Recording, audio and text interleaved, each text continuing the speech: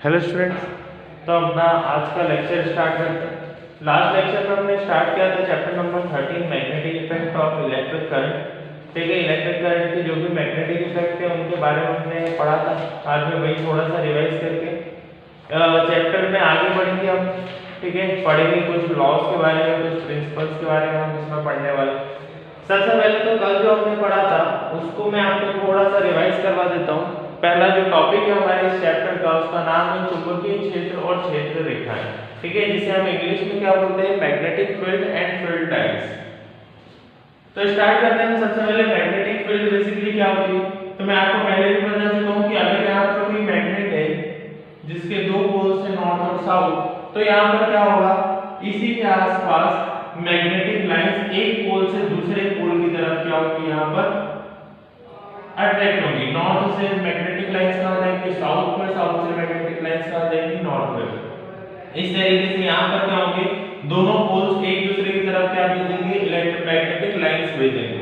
ये magnetic lines जितने area को, जितनी फील्ड को कवर करेंगी, उसी फील्ड को क्या बोला जाएगा, मैग्नेटिक फील्ड बोला जाएगा। ऐसा में ये पर्टिकुलर मैग्नेटिक लाइंस जिस भी फील्ड को कवर कर रही है, जितने एरिया को कवर कर रही है, इस पूरे एरिया को हम क्या बोलेंगे, मैग्नेटिक फील्ड। जितने भी क्षेत्रफल को कवर कर रही है, यहाँ पर ये मैग्नेटिक लाइंस, चुंबकीय रेखाएं जो भी है, ये चुंबकीय रेखाएं जिस भी क्षेत्र को यहाँ पर जिस भी क्षेत्र में घूम रही है, इस पूरे क्षेत्र को हम क्या बोलेंगे, चुंबकीय क्षेत्र बोलेंगे।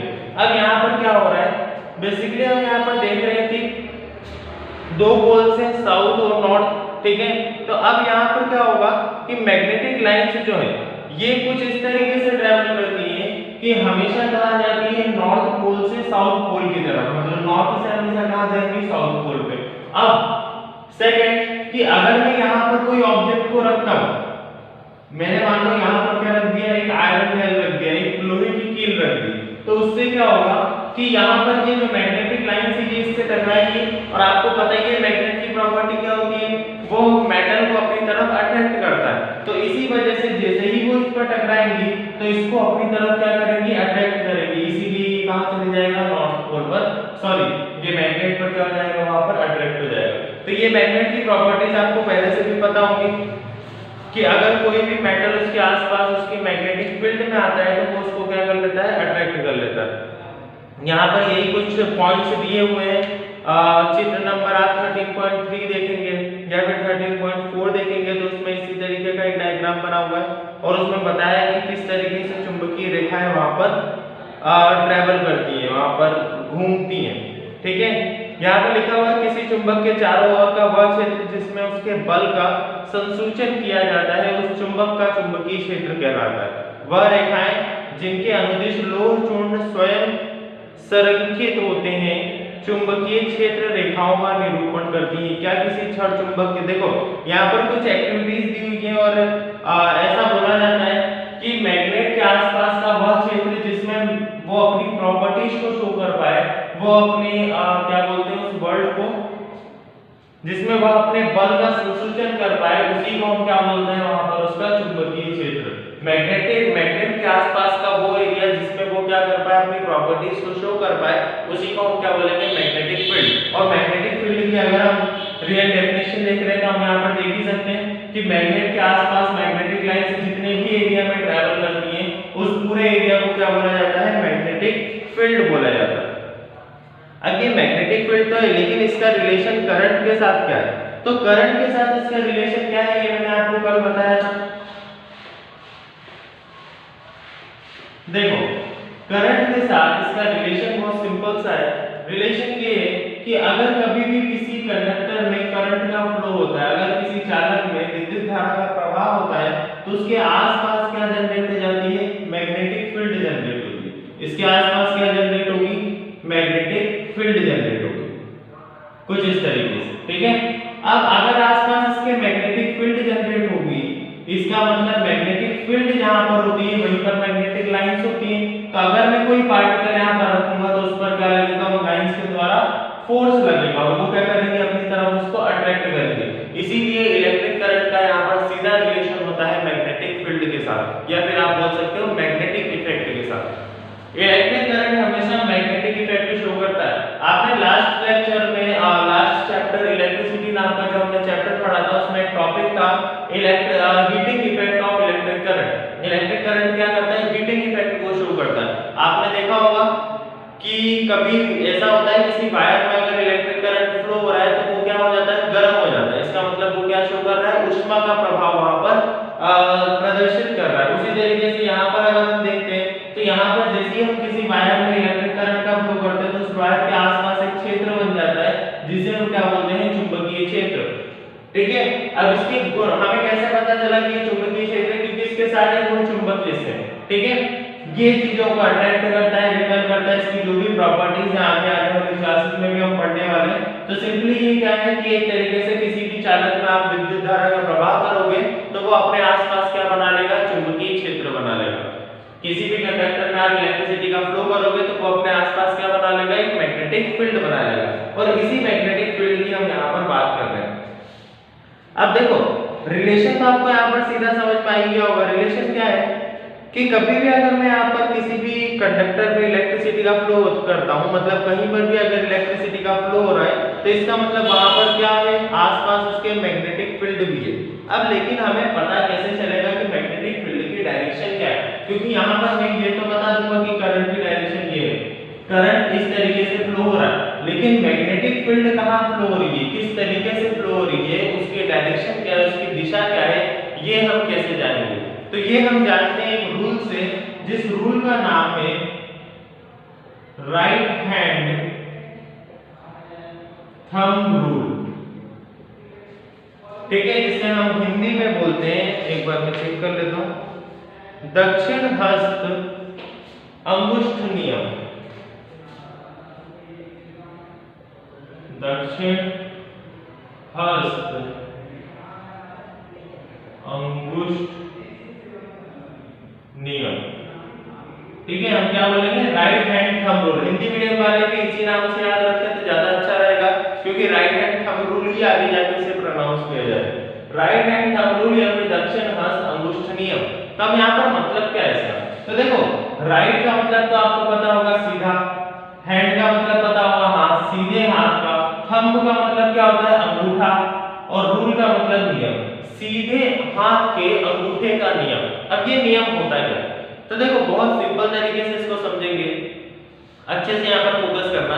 मैं ये क्या मानता हूँ कि एक वायर है और उसमें करंट का फ्लो हो रहा है। ठीक है, अगर किसी वायर में करंट का फ्लो हो रहा है तो उसको मैं प्रदर्शित करूंगा, उसको मैं इंडिकेट करूंगा इस थंब से, अपने सीधे हाथ के थंब से मैं इस करंट की डायरेक्शन को रिप्रेजेंट करूंगा। आया समझ में? तो ये वायर है, इसमें इधर से इलेक्ट्रिक करंट का फ्लो हो रहा है, डायरेक्शन क्या है उसकी ये है, तो इसलिए मैं सीधे हाथ को कुछ इस तरीके से, अब मैं ऐसा एग्जामिन करूंगा कि मैं इस कंडक्टर को पकड़ रहा हूं। आया समझ में? तो ये अंगूठा जो है ये किसको शो कर रहा है, करंट की डायरेक्शन को, विद्युत धारा के प्रवाह को ये अंगूठा शो कर रहा है। उसकी दिशा कौन बता रहा है, अंगूठा बता रहा है। लेकिन ये जो मेरी चारों उंगलियां हैं ये किसकी डायरेक्शन बता रही है, ये मैग्नेटिक फील्ड की डायरेक्शन बता रही है, चुंबकीय क्षेत्र की डायरेक्शन बता रही है। अगर किसी कंडक्टर में इस तरीके से यहाँ से मतलब इस एंड से इधर की तरफ इलेक्ट्रिसिटी का फ्लो हो रहा है तो उसकी मैग्नेटिक फील्ड की डायरेक्शन क्या होगी, उसकी मैग्नेटिक फील्ड की डायरेक्शन ये होगी। ऐसे में कुछ इस तरीके से मैग्नेटिक फील्ड वहां पर रोटेट करेगी। तो यहाँ पर भी अगर मैं यहाँ पर बात करता हूँ कि कुछ इस तरीके से हो रहा है तो इसकी मैग्नेटिक फील्ड की डायरेक्शन क्या हो जाएगी, कुछ इस तरीके से हो जाएगी यहाँ पर। आया समझ में? तो ये क्या होता है, एक right hand thumb rule. Right hand thumb rule के हिसाब से हम क्या कर सकते हैं, किसी भी अगर कंडक्टर में किसी भी चालक में अगर विद्युत धारा का प्रवाह हो रहा है तो हम उसमें देख सकते हैं कि मैग्नेटिक फील्ड, चुंबकीय क्षेत्र की दिशा वहां पर क्या है, चुंबकीय क्षेत्र वहां पर किस तरीके से काम कर रहा है। तो ये हमने देखा राइट हैंड थंब रूल से, दक्षिण हस्त अंगुष्ठ नियम से। आई होप आपको ये समझ में आ गया होगा। अब आगे की तरफ बढ़ते हैं, कुछ और रूल्स हैं जो कि डायरेक्टली रिलेट करते हैं, जैसे कि फ्लेमिंग का रूल हो जाएगा। यहाँ पर एक एक्सपेरिमेंट भी दिया हुआ है लेकिन ये मैं ओमिट करवा रहा हूँ, चुंबकीय क्षेत्र में किसी विद्युत धारावाही चालक पर बल, ये अभी मैं नहीं करवा रहा क्योंकि आगे चलकर इसी से रिलेटेड एक हम देखने वाले हैं, तो अभी इसका कोई मीन यहाँ पर नहीं है। ठीक है, चुंबकीय क्षेत्र के लंबवत एक बल का देखो एक कंसेप्ट मैं आपको यहाँ पर बताता हूँ। चुंबकीय फ्लक्स जिसे हम कहते हैं, ठीक है। चलो एक कंसेप्ट मैं आपको यहाँ पर बताता हूँ जिसे हम क्या कहते हैं, चुंबकीय फ्लक्स, और उसी से रिलेट करके हम आगे अपने 3 डेरिवेशंस देखने वाले हैं। ये मोस्ट प्रोबेबल है कि अभी 3 या 4 टॉपिक्स हमारे बचे हुए हैं, तो इस वीडियो में हम ये कंप्लीट कर लेंगे और आज ये चैप्टर हमारा कंप्लीट हो जाएगा, ठीक है। ध्यान से सुनना मैं यहाँ पर क्या बोल रहा हूँ। अब हम यहाँ पर बात कर रहे हैं मैग्नेटिक फ्लक्स की, ठीक है, जिसे हम चुंबकीय फ्लक्स बोलते हैं। अब चुंबकीय फ्लक्स होता है, तो ऐसा मानता हूं मैं कि एक मैग्नेट यहाँ पर रखा हुआ है और इससे मैग्नेटिक लाइंस क्या कर रही है, ट्रैवल कर रही है, ठीक है। एक मैग्नेट यहाँ पर रखा हुआ है जिससे मैग्नेटिक लाइंस यहाँ पर क्या कर रही है, ट्रैवल कर रही है, और यहाँ पर एक चालक रखा हुआ है। क्या रखा हुआ है, यहाँ पर एक चालक रखा हुआ है, कोई भी कॉइल या फिर किसी भी तरीके का कंडक्टर, लोहे की रॉड या फिर कुछ भी ये हो सकता है। जब मैग्नेटिक लाइंस इस चालक से टकराएंगी तो होगा क्या कि इसके परपेंडिकुलर, देखो कुछ मैग्नेटिक लाइंस इसके परपेंडिकुलर गिरेंगी, मतलब इसके लंबवत गिरेंगी, कुछ मैग्नेटिक लाइंस कुछ एंगल बनाते हुए गिरेंगी, कुछ मैग्नेटिक लाइंस यहाँ पर दूसरे एंगल बनाते हुए गिरेंगी। जब भी आप किसी मैग्नेट को किसी कॉइल के पास, कॉइल अगर मैं कभी बोलूं ना तो कॉइल का मतलब वहां पर क्या है, चालक, ठीक है, किसी भी प्रकार का चालक वो हो सकता है। अगर मैं किसी मैग्नेट को, किसी चुंबक को किसी कॉइल के पास लेकर जाता हूं तो चुंबक से लगातार क्या निकलती है, मैग्नेटिक लाइंस, मतलब चुंबकीय रेखाएं निकलती है, और जब वो रेखाएं किसी कॉइल पर, किसी चालक पर पड़ने पर उसके लंबवत गिरती है तो उन्हीं रेखाओं को क्या बोला जाता है, फ्लक्स बोला जाता है। क्या बोला जाता है, फ्लक्स, ठीक है। क्या बोला जाएगा, चुंबकीय फ्लक्स, चुंबकीय फ्लक्स, या फिर मैं इंग्लिश में बोल सकता हूं मैग्नेटिक फ्लक्स। क्लियर है क्या बोल रहा हूं मैं यहाँ पर, कि कभी किसी चुंबक को और कॉइल को या फिर किसी कंडक्टर को, चालक को मैं पास में लेकर आता हूं तो चुंबक से निकलने वाली चुंबकीय रेखाएं अगर उस चालक के लंबवत गिरती हैं तो फ्लक्स का निर्माण करती हैं, चुंबकीय फ्लक्स का निर्माण वहां पर करती है, मैग्नेटिक फ्लक्स का निर्माण वहां पर करती है। और यही मैग्नेटिक फ्लक्स में अगर मैं इन दोनों में चेंजेस लाते जाऊंगा तो मैग्नेटिक फ्लक्स में चेंजेस आएंगे, ठीक है। आप ये समझते ही हो कि अगर मैग्नेट को मैं थोड़ा पास लेकर जाऊंगा, थोड़ा दूर, इस तरीके से इसमें चेंजेस लेकर आऊंगा तो यहाँ पर कुछ लाइंस मैग्नेटिक फ्लक्स, कुछ लाइंस इसके लंबवत गिरेंगी, कुछ नहीं गिरेंगी। इस तरीके से यहाँ पर क्या आते जाएंगे, हमेशा परिवर्तन आते जाएंगे, चेंजेस आते जाएंगे, और इन्हीं चेंजेस की वजह से वहां पर क्या बनता है, करंट बनता है, वहां पर क्या बनता है, विभव बनता है। ऐसा में विद्युत वाहक बल जिसे हम बोलते हैं। क्लियर है। सिंपली क्या बोल रहा हूं मैं कि अगर किसी चुंबक में और किसी कॉइल में एक तरीके से मैं यहाँ पर मोशन करवाता हूँ, मैं गति करवाता हूँ, तो इसी गति की वजह से वहां पर मैग्नेटिक फ्लक्स में, चुंबकीय फ्लक्स में परिवर्तन आता है, और उसी परिवर्तन से वहां पर विद्युत वाहक बल का निर्माण होता है। आया समझ में। और ये लॉ किसने दिया था, ये लॉ दिया था फैराडे ने, जिसे हम बोलते हैं Faraday law of electromagnetic induction.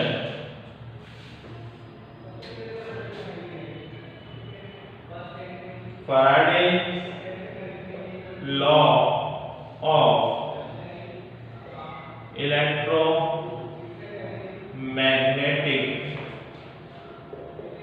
Induction, ठीक है। हम क्या पढ़ रहे हैं यहाँ पर, Faraday's law of electromagnetic induction. अब देखो फैराडे का पहला लॉ क्या था और दूसरा लॉ क्या था, हम समझते हैं यहाँ पे। सबसे पहला लॉ फैराडे का ये था कि जब भी आप किसी मैग्नेट में और किसी कॉइल में, किसी चुंबक और किसी चालक में गति करवाते हो, उनकी रिलेटिव गति, संबंधित गति कराते हो, तो उसमें मैग्नेटिक फ्लक्स में, मतलब चुंबकीय फ्लक्स में क्या आता है, परिवर्तन आता है, और उसी परिवर्तन की वजह से वहां पर विद्युत वाहक बल बनता है, ठीक है। तो फैराडे का फर्स्ट लॉ जो था वो सिंपल सा यही था कि यहाँ पर कभी भी अगर रिलेटिव मोशन होता है कॉइल और मैग्नेट के बीच में, तो वहां पर जो मैग्नेटिक फ्लक्स लिंक हो रहा है उसमें चेंजेस आते हैं, और उसी चेंज की वजह से वहां पर क्या बनता है, ईएमएफ बनता है, ईएमएफ का प्रोडक्शन वहां पर होता है। First law. सेकंड लॉ की अगर हम बात करते हैं, सेकंड लॉ क्या है, सेकंड लॉ में फैराडे ने क्या बताया था, इसी ईएमएफ के बारे में थोड़ा सा बताया था। उन्होंने बोला था d phi by dt is proportional to E. क्या बोला था उन्होंने, D phi by D T is proportional to E. मतलब फाई का मतलब क्या है यहाँ पर, इसको मैं क्या बोलता हूँ, फाई। देखना, इसको हम क्या बोलते हैं, फाई बोलते हैं। और फाई को किसके लिए रिप्रेजेंट किया जाता है, मैग्नेटिक फ्लक्स के लिए। क्या बोलते हैं इसे हम, चुंबकीय फ्लक्स। आज समझ में, तो ये क्या है, एक तरीके से मैग्नेटिक फ्लक्स है। अब ध्यान से देखो, d phi by dt का क्या मतलब होता है, ध्यान से सुनना। The rate of change of magnetic flux with respect to time, मतलब टाइम के साथ चुंबकीय फ्लक्स की दर में जो भी परिवर्तन हुआ है उसको हम बोलते हैं d phi by dt। Clear. तो यहाँ पर इसका मतलब क्या है कि टाइम के साथ, समय के साथ चुंबकीय फ्लक्स में परिवर्तन जो होगा वो समानुपाती होगा वहां पर विद्युत वाहक बल के, जिसे हम ईएमएफ बोलते हैं। ये क्या है, ईएमएफ, इलेक्ट्रोमोटिव फोर्स। क्या बोलते हैं हम इसे, इलेक्ट्रोमोटिव फोर्स, इलेक्ट्रोमोटिव फोर्स और विद्युत वाहक बल। ठीक है, आप ई को क्या बोलोगे, इलेक्ट्रोमोटिव फोर्स या फिर विद्युत वाहक बल। ये क्या बोला था, फैराडे ने अपने सेकंड लॉ में बोला था। इसको आप थोड़ा सा नोट कर लो जल्दी, क्योंकि मैं रफ कर रहा हूं। नोट कर लिया होगा। देखो, अब यहां पर हो क्या है, d phi by dt is proportional to E। इसका मतलब क्या है, इसका मतलब ये है कि मैग्नेटिक फ्लक्स में जितने ज्यादा चेंजेस आएंगे उतना ज्यादा यहाँ पर ईएमएफ का प्रोडक्शन होगा। मतलब चुंबकीय फ्लक्स में जितना ज्यादा परिवर्तन आएगा उतना ही ज्यादा विद्युत वाहक बल वहां पर बनेगा। आया समझ में। तो यहाँ पर सिंपल सा मीनिंग था कि चुंबकीय फ्लक्स में जितना भी समय के साथ चेंज आएगा, जितना भी परिवर्तन आएगा, ईएमएफ उतना ही ज्यादा बनेगा। The rate of change of magnetic flux with respect to time is directly proportional to the EMF produced in the coil। ठीक है, कि जितना मैग्नेटिक फ्लक्स में चेंज आएगा उतना ज्यादा वहां पर ईएमएफ बनेगा। अगर मैं यहाँ से प्रोपोर्शनल का साइन हटाता हूँ तो क्या लगेगा, यहाँ पर इक्वल टू लगेगा। इक्वल टू यहाँ पर एक कांस्टेंट लगा देता हूँ k, और उसके साथ E। यहाँ पर k जो कांस्टेंट लगेगा उसके साथ माइनस लगेगा। ठीक है, माइनस क्यों लगेगा, ये आगे का टॉपिक है, क्योंकि यहाँ पर ईएमएफ की डायरेक्शन कुछ और है, डायरेक्शन अपोजिट है, इसलिए यहाँ पर हमने क्या लगाया, माइनस। विद्युत वाहक बल की जो दिशा है वो क्या है, यहाँ पर विपरीत है, तो इसलिए यहाँ पर हमने क्या लगाया है, minus. In all systems k बराबर क्या होता है, 1। ठीक है, सभी जगह पर k बराबर क्या होता है, 1। तो d phi by dt बराबर हो जाएगा किसके, माइनस e के। आज समझिए, ये क्या था, फैराडे का second law, Faraday second law of electromagnetic induction. इसी को बोलते हैं Faraday second law of electromagnetic induction. अब हमारे यहाँ पर एक बहुत इंपॉर्टेंट टॉपिक था, ये कंप्लीट हुआ है। यहाँ पर अगले टॉपिक की तरफ हम चलते हैं, जिसका नाम है Fleming left hand rule. Fleming का वामहस्त नियम। 2 मिनट, एक बार मैं चेक कर लेता हूँ। हाँ, फ्लेमिंग का लेफ्ट हैंड रूल। अब यहाँ पर फ्लेमिंग का लेफ्ट हैंड रूल क्या है ये अच्छे से समझना, और फिर इसी के बाद थंब रूल तो हमने समझ ही लिया है, बस ये लास्ट रूल है इसका, फ्लेमिंग का लेफ्ट हैंड रूल। फ्लेमिंग का लेफ्ट हैंड रूल हम समझेंगे, इसके लिए आपको क्या समझना पड़ेगा, 3 चीजें। पहला, हम फील्ड के बारे में समझेंगे, जिसे हम मैग्नेटिक फील्ड बोलते हैं। सेकंड, फोर्स के बारे में, और थर्ड, करंट के बारे में। अब देखो यहाँ पर क्या होता है, सिंपली 3 चीजें एक्ट करती हैं। अगर किसी भी कंडक्टर में मैं करंट का फ्लो कर रहा हूँ तो वो करंट की डायरेक्शन एक हो गई। अब उसमें आसपास मैग्नेटिक फील्ड जनरेट होगी, तो मैग्नेटिक फील्ड की डायरेक्शन, और वहां पर एक फोर्स लगेगा मैग्नेटिक फील्ड की ही वजह से, और उस फोर्स की डायरेक्शन। तो ये 3 डायरेक्शंस को बताने के लिए, जैसे कि एक थंब रूल जो था, थंब रूल में उसने क्या बताया था कि अगर इलेक्ट्रिक फील्ड की डायरेक्शन हमें पता है तो हम मैग्नेटिक फील्ड की डायरेक्शन निकाल सकते हैं। अगर हमें विद्युत धारा की दिशा पता है तो हम चुंबकीय क्षेत्र की दिशा वहां पर क्या कर सकते हैं, निकाल सकते हैं राइट हैंड थंब रूल से, ठीक है। लेकिन अगर हमें कहीं पर चुंबकीय धारा, चुंबकीय क्षेत्र की भी पता है, अब हम बोल सकते हैं इलेक्ट्रिक करंट की भी पता है, फोर्स की नहीं पता, तो यहाँ पर फोर्स जो है एक नया टॉपिक है। तो इसी तरीके से फोर्स की डायरेक्शन क्या होगी, इसको हम रिप्रेजेंट करते हैं एक टॉपिक से, जिसे हम क्या बोलते हैं, फ्लेमिंग लेफ्ट हैंड रूल, ठीक है। फ्लेमिंग लेफ्ट हैंड रूल क्या है, तो यहाँ पर देखो आप, सिंपली जैसा हमने थंब रूल पढ़ा था, राइट हैंड थंब रूल जो था हमारा, जिसमें हमें मैग्नेटिक फील्ड की डायरेक्शन हमें पता चली थी, उसी तरीके से फ्लेमिंग का भी रूल है, फ्लेमिंग लेफ्ट हैंड रूल, ठीक है। फ्लेमिंग का क्या है, ये लेफ्ट हैंड रूल है। तो आपको याद रखना है कि हम ये जो यूज करेंगे ये कौन सा रूल है, लेफ्ट हैंड का रूल है। अब देखो फ्लेमिंग का लेफ्ट हैंड रूल कुछ इस तरीके का आया समझ में। अब देख ध्यान से देखना इसको, कुछ इस तरीके का, ये 90 डिग्री, यहाँ पर ये 90 डिग्री। अब ये किसको शो कर रहा है, ये शो कर रहा है फोर्स को, आया समझ में। सॉरी, एक बार मैं देख लेता हूँ। हाँ देखो बहुत सिंपल है, ये किसको शो कर रहा है, मैग्नेटिक फील्ड को। थंब हमेशा किसको शो करेगा, फोर्स को, आया समझ में। ये शो, अंगूठा जो है हमारा, ये शो कर रहा है बल को, मतलब फोर्स को, ये चुंबकीय क्षेत्र को, और ये इलेक्ट्रिक करंट को। तीनों में अगर आप रिलेशन देखते हो तो तीनों में रिलेशन कैसा है, 90 डिग्री। मतलब कि यहाँ पर एक पॉइंट आता है, पॉइंट ये है कि जो इलेक्ट्रिक करंट है, जो मैग्नेटिक फील्ड है, और वहां पर क्या है, तीसरी चीज है वहां पर फोर्स है, ये तीनों एक दूसरे के क्या होंगे, परपेंडिकुलर होंगे। आया समझ में। Magnetic field is perpendicular to force is perpendicular to current। ऐसा समझ में, ये परपेंडिकुलर लंबवत का साइन है। अब अगर आप यहाँ पर देखोगे तो ये फ्लेमिंग लेफ्ट हैंड रूल हो गया, इसमें ये किसको शो कर रहा है, ये शो कर रहा है वहां पर मोशन को, या फिर आप बोल सकते हो फोर्स को।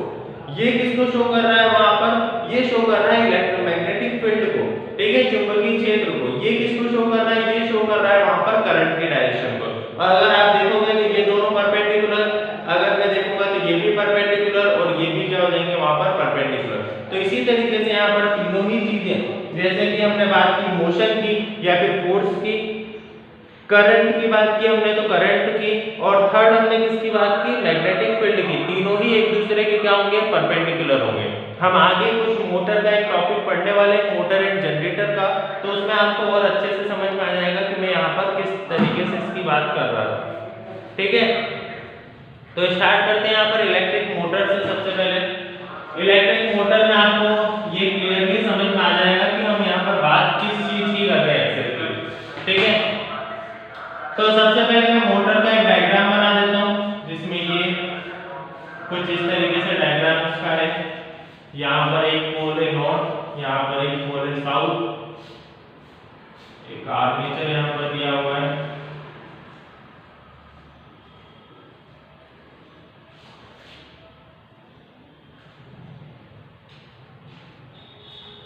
इस चैप्टर में मोटर एंड जनरेटर, ये दो ऐसे टॉपिक हैं जो कि कई बार पूछे गए, ठीक है। बोर्ड एग्जाम्स में भी मोटर एंड जनरेटर कुछ ऐसे टॉपिक्स हैं जो कि कई बार वहां पर क्या गए, पूछे गए, तो इनको अच्छे से देखना।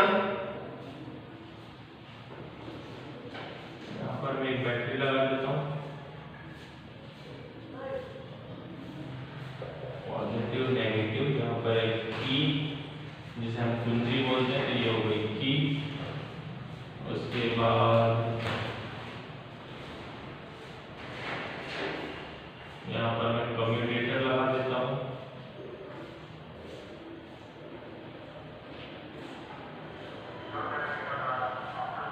कुछ इस तरीके से हमने यहाँ पर क्या लगा दी, कम्यूटेटर। कम्यूटेटर क्या होते हैं ये मैं आपको बताता हूँ, और इन्हीं से आगे निकलने के बाद यहाँ पर क्या रहेगी हमारी आर्मेचर का एंड, ठीक है। ये हो गया हमारा आर्मेचर का एंड। एक बार मैं देख लेता हूँ कि इसमें कुछ गलती तो नहीं है। हाँ, तो यहाँ पर हमने ये मोटर का एक डायग्राम बना लिया, ठीक है। अब मैं इसको कुछ नेमिंग कर देता हूँ, जैसे कि मैं आर्मेचर को नेमिंग दे रहा हूं यहाँ पर ए, बी, सी और डी। मैं बहुत सिंपल तरीके से यहाँ पर आपको समझाने वाला हूँ प्रिंसिपल, ठीक है, कि इलेक्ट्रिक मोटर का बेसिकली प्रिंसिपल क्या होगा। तो इलेक्ट्रिक मोटर आपने पहले भी सुना होगा। इलेक्ट्रिक मोटर बेसिकली क्या होती है, एक ऐसा डिवाइस होता है जिसमें हम इलेक्ट्रिक एनर्जी को मैकेनिकल एनर्जी में हम कन्वर्ट करते हैं। तो मोटर आपने पहले भी देखी होगी। मोटर में होता क्या है कि हम उसे इलेक्ट्रिसिटी देते हैं, उसे हम बैटरी से जोड़ते हैं। आपने जो घर में मोटर्स यूज़ की होंगी स्मॉल साइंस के प्रोजेक्ट्स वगैरह में, तो वहाँ पर आपने देखा होगा कि हम उसे बैटरी से जोड़ते हैं और वो घूमना स्टार्ट कर देती है। तो घूम रही है, इसका मतलब क्या, वो मैकेनिकल एनर्जी है, ठीक है। वहाँ पर कोई काम कर रही है, वो मैकेनिकल वर्क कर रही है, इसलिए हम क्या बोल सकते हैं उसको कि इलेक्ट्रिकल एनर्जी को मैकेनिकल एनर्जी में वो कन्वर्ट करती है। आया समझ में। जो सिद्धांत होगा मोटर का वो क्या होगा कि वहाँ पर विद्युत ऊर्जा को वो किस में कन्वर्ट कर रही है, मैकेनिकल ऊर्जा में, ठीक है। मैकेनिकल को हम हिंदी में क्या बोलते हैं, एक बार मैं आपको देख के बता दूंगा। हाँ, यांत्रिक ऊर्जा हम बोलते हैं, ठीक है। विद्युत मोटर एक ऐसी युक्ति है जिसमें विद्युत ऊर्जा का यांत्रिक ऊर्जा में रूपांतरण होता है, ठीक है। तो सिंपली अगर हम इसकी एप्लीकेशन देखें तो कई सारी एप्लीकेशन है जहाँ पर इसका यूज़ किया जाता है। जैसे कि कंप्यूटर्स में यूज़ किया जाता है इसका, मोटर का, रेडियोज में यूज़ किया जाता है। सेकेंड, अगर हम बात कर रहे हैं वॉशिंग मशीन, तो वॉशिंग मशीन को आपने घूमते हुए देखा होगा। तो जब हम कुछ ऐसा ही इक्विपमेंट, वहाँ पर भी मोटर यूज़ की जाती है। हालांकि वो मोटर बहुत बड़ी होती है, बहुत पावर की होती है, लेकिन यूज़ वहाँ पर मोटर ही की जाती है, ठीक है। तो आपको प्रिंसिपल समझ में आ गया होगा। प्रिंसिपल क्या है कि हम क्या करते हैं, एक ऐसा डिवाइस है ये जिससे हम इलेक्ट्रिकल एनर्जी को मैकेनिकल एनर्जी में कन्वर्ट करते हैं, ठीक है। इलेक्ट्रिक मोटर एक ऐसी युक्ति है, विद्युत मोटर, जिसमें हम क्या करते हैं, विद्युत ऊर्जा को यांत्रिक ऊर्जा में क्या करते हैं, कन्वर्ट करते हैं, परिवर्तित करते हैं। अब आते हैं इसकी वर्किंग में कि वर्किंग क्या है और इसमें कुछ मेन पार्ट्स जो हमने यहाँ पर यूज़ किए हैं वो पार्ट्स क्या हैं, तो समझते हैं। तो देखते हैं इसमें। देखो, सबसे पहले यहाँ पर क्या है, चुंबक के दो पोल्स हैं, दो ध्रुव है, नॉर्थ और साउथ, ठीक है। अब यहाँ पर हो क्या है, देखो सिंपली ये आर्मेचर है। आर्मेचर को थोड़ा सा यहाँ पर सही बना देते हैं। ये कुछ इस तरीके से जुड़ा हुआ है।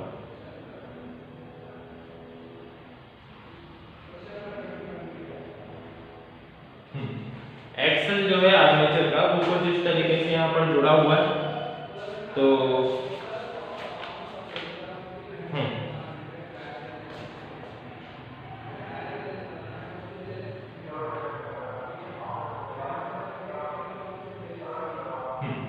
तो यहाँ पर कुछ एक्सल जुड़ा हुआ है। ये क्या है, एक सिंपली यहाँ पर कंडक्टर है, ठीक है। आर्मेचर, देखो यहाँ पर हो क्या रहा है कि ये दो हमने स्प्लिट रिंग्स लगा रखी जो कि एक्सेल को पकड़े हुए, ठीक है, वहां पर फिक्स है। कुछ इस तरीके से वहां पर हमने क्या किया है, एक्सेल को, ये एक्सेल है हमारा और इस एक्सेल को वो क्या हुआ है, दोनों स्प्लिट रिंग ने पकड़ा हुआ है, ठीक है। जैसे ही यहाँ से इलेक्ट्रिक करंट का फ्लो जाएगा तो इलेक्ट्रिक करंट का फ्लो कुछ इस डायरेक्शन में। अगर मैं यहाँ पर फ्लेमिंग का राइट हैंड रूल लगाता हूँ तो देखो इलेक्ट्रिक करंट का फ्लो यहाँ जा रहा है, ठीक है। सेकंड, ये जो होगी मैग्नेटिक फील्ड की डायरेक्शन ऊपर है। अगर मैं यहाँ पर मैग्नेटिक फील्ड की डायरेक्शन देखता हूँ तो मैग्नेटिक फील्ड की डायरेक्शन से इलेक्ट्रिक करंट ये क्या है, परपेंडिकुलर है, क्लियर। उससे यहाँ जाएगा, उसके बाद करंट इधर जाएगा, यहाँ से होता हुआ करंट वापस वहां चला जाएगा कुंडली में, ठीक है। अब देखो यहाँ से करंट की डायरेक्शन, ये करंट जैसे यहाँ पर पहुंचा आर्मेचर में, जैसे गया तो ए से बी जा रहा है करंट की डायरेक्शन कुछ ऐसी है। फिर इसके बाद जैसे ही वो सी पर पहुंचेगा तो सी से कहां जाएगा, डी। तो ये दोनों डायरेक्शंस क्या है, एक दूसरे के अपोजिट है। अब ध्यान से देखना है यहाँ पर कि अगर मैं यहाँ पर फ्लेमिंग का लेफ्ट हैंड रूल लगाता हूँ तो करंट की डायरेक्शन ये है करंट की डायरेक्शन क्या है, ये है। तो यहाँ पर ये जो फोर्स लगेगा, फोर्स इसको क्या करेगा, अंदर की तरफ धकेलेगा, ठीक है। फोर्स कहाँ लगेगा, इस पर ऊपर से लगेगा, जो इसको क्या करेगा, अंदर की तरफ धकेलेगा। सेकंड, जैसे सीढ़ी पर करंट पहुंचा तो सीढ़ी क्या करेगा, उसको ऊपर की तरफ धकेलेगा। सिंपली ऐसा समझो कि ये आर्मेचर है, जैसे ही करंट यहाँ पर गया तो फोर्स इस पर कैसा एक्ट करेगा, नीचे की तरफ। अब यहाँ पर हो क्या रहा है कि ये जो आर्मेचर है ये एक चालक है और वो किसके बीच में घूम रहा है, मैग्नेट्स के बीच में घूम रहा है। अब जैसे ही चालक पर करंट एक्ट करेगा तो यहाँ पर एक करंट और आर्मेचर, सॉरी अगर मैं मैग्नेटिक फील्ड की बात करता हूँ और करंट की बात करता हूँ, ये एक दूसरे के परपेंडिकुलर है। अब तीसरा परपेंडिकुलर आर्मेचर को फोर्स कहाँ धकेलेगा, नीचे मिलेगा, जिससे कि आर्मेचर कैसा हो जाएगा कुछ इस तरीके से। ठीक है, अभी आर्मेचर कैसा है, ए बी है। अब जैसे ही वो नीचे की तरफ ढकेलेगा तो ये ऐसा हो जाएगा और सीडी पर ऊपर से फोर्स लगेगा, तो आर्मेचर कैसा हो जाएगा, यहाँ पर हो जाएगा सी, यहाँ पर हो जाएगा डी, यहाँ पर हो जाएगा बी और यहाँ पर हो जाएगा ए। आया समझ में? मतलब पहले हाफ में तो वहां पर आर्मेचर सेम रहेगा, लेकिन जैसे ही वहां पर ये नीचे की तरफ ढकेलेगा और इसको ऊपर की तरफ ढकेलेगा तो आर्मेचर उल्टा हो जाएगा, मतलब डी ए और ये हो जाएगा। अब करंट कहां से जाएगा, करंट इधर से जाएगा। फिर वही चीज कि सीडी को वो नीचे की तरफ ढकेलेगा और बीए को वापस से ऊपर की तरफ। तो देखो सबसे पहले आर्मेचर ऐसा था, जैसे ही ढकेला उसने तो आर्मेचर ऐसा हो गया। अब वापस से इसको नीचे की तरफ ढकेलेगा और आर्मेचर कैसा हो जाएगा, ऐसा। तो इसी तरीके से वो मोटर का एक्सल जो है वो क्या हो जाएगा, यहाँ पर घूमता रहेगा। मोटर का एक्सल जो है वहां पर रोटेशन देता रहेगा। और ये बिल्कुल प्रिंसिपल किसका है, ये बिल्कुल वर्किंग किसकी, यहाँ पर इलेक्ट्रिक मोटर की है। सिंपली क्या होता है वहां पर कि जैसे ही यहाँ पर इलेक्ट्रिक करंट का फ्लो जाता है तो ये आर्मेचर को नीचे की तरफ ढकेलता है और सीडी को ये काम करता है ऊपर की तरफ। सीडी ऊपर आया, अब वापस से यहाँ पर इलेक्ट्रिक करंट का फ्लो कंप्लीट हुआ, इलेक्ट्रिक करंट वापस से फ्लो हुआ, तो सीडी को फिर उसने नीचे ढकेला और उसको ऊपर लेकर आया। इसी तरीके से रोटेशन क्या होगा, यहाँ पर चलता रहेगा, ये एक्सेल यहाँ पर क्या होगी, घूमती रहेगी। इसलिए जैसे ही आप इलेक्ट्रिसिटी से बैटरी मोटर को जोड़ते हो तो वो क्या करता है, वहां पर घूमने लगता है। घूमता किस वजह से, वो आपको यहाँ पर समझ में आ गया होगा। अब यहाँ पर बीच में जो है मैं यहाँ पर लिख देता हूँ सिंपली कि ये मैग्नेट से, अगर मैं इसकी बात करता हूं तो ये आर्मेचर है। ठीक है, ये जो है ये ब्लैक की अगर मैं बात करता हूं तो ये स्प्लिट रिंग है। ठीक है, ये बैटरी है और ये एक्सेल है, एक्सेल हम इसे बोलते हैं। और बाकी तो आपको क्लियर है कि वहां पर कुंजी है। तो यहाँ पर ये सिंपली क्या हो गए, मेन पार्ट्स हो गए। अब अगला जो टॉपिक हमारा बचा हुआ है वो है इलेक्ट्रिक जनरेटर। तो इलेक्ट्रिक जनरेटर वाला टॉपिक हम अगले लेक्चर में करते हैं। ठीक है, लास्ट वही टॉपिक बचा हुआ है। अगले लेक्चर में हम इस चैप्टर को एंड कर देंगे, अगले चैप्टर की तरफ बढ़ेंगे। Thank you.